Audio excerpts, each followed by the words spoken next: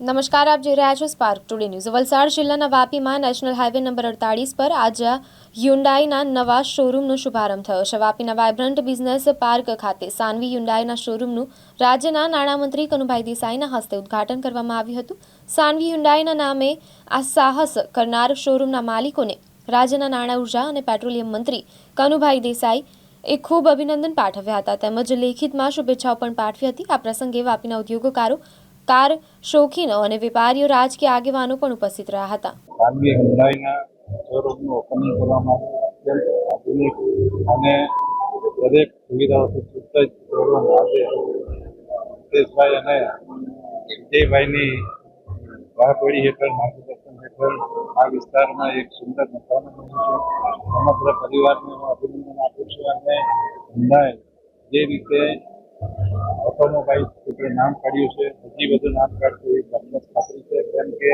એ car દરેક રીતે સુવિધાયુક્ત છે અને ફરીથી સમગ્ર પરિવારમાં मैं सानवी हुंडई का पार्टनर हूँ। किस तरह से फैसिलिटी दी जाएगी और वापी की जनता को क्या एश्योर करते हैं?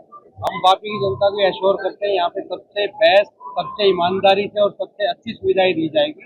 हम लोगों ने पीछे जिसके पास जिन्होंने गाड़ी यहाँ से नहीं भी ली है, पुरानी गाड़ियाँ भी है, उनके लिए भी 28 पे का सर्विस सेंटर बनाया है, जिसमें 28 गाड़ी एक साथ सर्विस हो सकती है।